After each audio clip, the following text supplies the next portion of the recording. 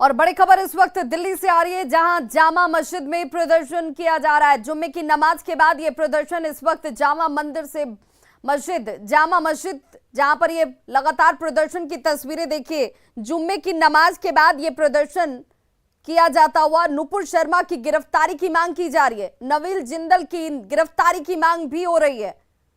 प्रदर्शन के लिए परमिशन कल मांगी गई थी, दिल्ली पुलिस ने हालांकि इसकी परमिशन नहीं दी, लेकिन जामा मस्जिद की ये तस्वीरें आज आपके सामने हैं, जहां पर प्रदर्शन किया जा रहा है। नुपुर शर्मा की गिरफ्तारी की मांग की जा रही है। जामा मस्जिद में ये प्रदर्शन की तस्वीर आप इस वक्त देख पा रहे हैं। प्रधानमंत्री नरेंद्र मोदी आज गुजरात की यात्रा पर हैं। यहां वे नवसारी जिले में 3050 करोड़ रुपए की विकास परियोजना का उद्घाटन और शिलान्यास करते नजर आए। इसमें क्षेत्र में जल आपूर्ति में सुधार लाने और जीवन यापन आसान बनाने पर केंद्रित परियोजनाएं शामिल हैं।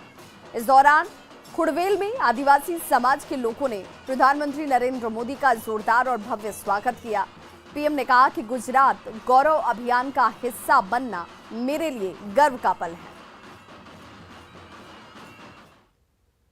जनसंख्या नियंत्रण कानून को लेकर बिहार में बीजेपी और जेडीयू की राय में अंतर है। जेडीयू शिक्षा और जागरूकता के बल पर इस पर लगाम लगाने का दावा करती है, तो वहीं बीजेपी कानून से इसे कंट्रोल करने की बात कहती है।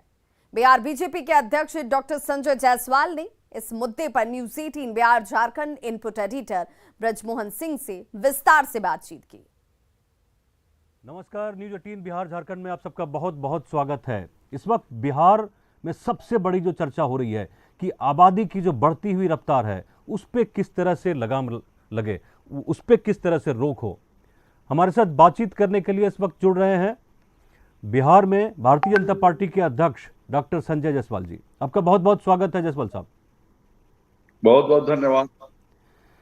जो बहस का विषय है वो आपने देखा ही है, आपने रादर इसकी शुरुआत ही की है बिहार में कि जिस तरह के मेजर्स अपनाए जा रहे हैं बिहार में वो काफ़ी नहीं है, वो नाकाफ़ी है, क्योंकि जिस रफ्तार से जनसंख्या का विकास हो रहा है, जिस ग्रोथ से, उससे जो विकास बिहार ने पिछले कुछ 15-20 साल में किया है वो पूरी तरह से फिसड्डी हो जाता है।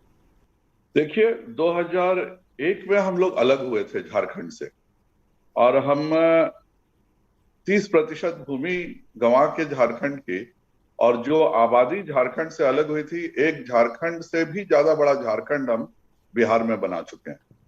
जाहिर बात है कि हम संसाधन लगातार अच्छे किए जा रहे हैं। आज हम 6 मेडिकल कॉलेज से 18 मेडिकल कॉलेज चले गए। हर तरफ 4 लेन सड़कें बन रही हैं। पटना की भी आप सड़कों का देखिए तो कितने सारे ओवरब्रिज बने हैं। पर ओवरब्रिज बनने का जब टर्म पूरा होता है तब तक होते होते वो फिर जाम लगना शुरू हो जाता है। तो यह एक समस्या है। बहुत सारी समस्याओं को सबसे पहले मानना पड़ता है कोई भी कार्य करने के लिए।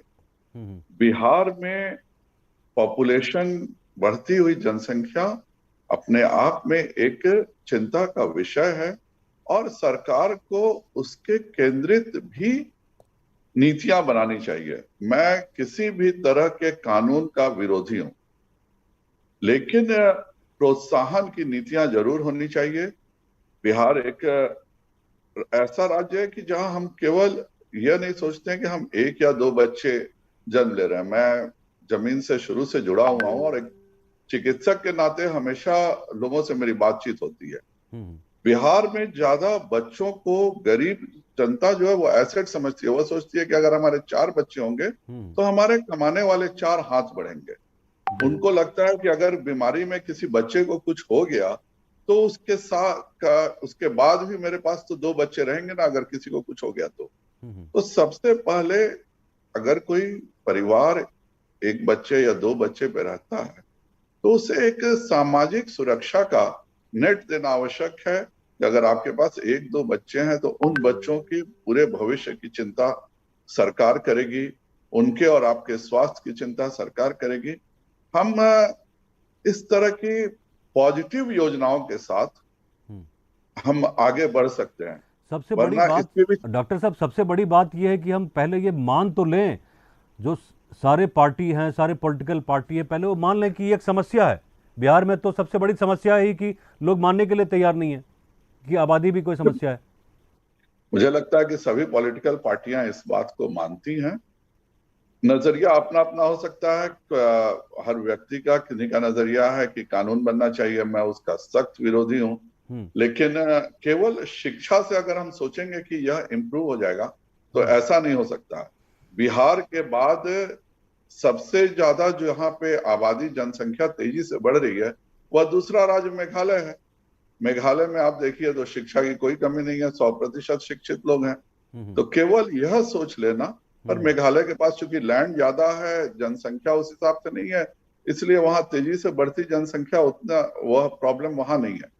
पर हमारे पास पूरे हिंदुस्तान का महज सब चौथा 8% ही लैंड है और हम इतनी बड़ी आबादी की चिंता कर रहे हैं। तो जाहिर बात है कि हमें जो परिवार कम बच्चे रखता है उनको यह कहना भी होगा कि हम आपकी विशेष चिंता कर रहे हैं। अब हमारे अगर 10 बच्चे हैं तो मुझे 60 किलो राशन मिलेगा, अगर मेरा एक बच्चा है तो मुझे 15 किलो राशन मिलेगा। तो यह सब भी लोगों को समझाने की जरूरत, यह सब एक समझने की बात करनी होगी कि हमें ऐसे प्रोत्साहन दें जो बच्चे का 1 या 2 बच्चा है उन बच्चों की शिक्षा में हम विशेष योजना और राशि लगाएं। बिहार में इतना बड़ा परिवर्तन केवल इसलिए आ सका क्योंकि हमने शिक्षा के क्षेत्र में बहुत ध्यान दिया और इसलिए बिहार एक लैप बढ़ गया। हम सड़क, शिक्षा, बिजली, ये सब जो मूलभूत समस्याएं थी जो 2005 में जिनकी बात करना भी बेमानी था, उन सब समस्याओं से आज हम निजात पा चुके हैं। पर इसके बाद का जो कदम है उस पर भी हमें मजबूती से पैर रखना होगा। तो डॉक्टर संजय जायसवाल को आप सुन रहे थे, जिनका सीधे तौर पर कहना है कि जनसंख्या पर लगाम लगाना जरूरी है और इसके लिए कानून भले ना हो, लेकिन जिनके पास 2 बच्चे हैं उनकी चिंता सरकार करे, उन्हें इसका फायदा जरूर मिले, ये सोच लानी भी जरूरी है। खबरों का सिलसिला लगातार जारी है, आप देखते रहिए न्यूज़ 18 बिहार झारखंड, यहाँ खबरों का सिलसिला कभी नहीं थमता।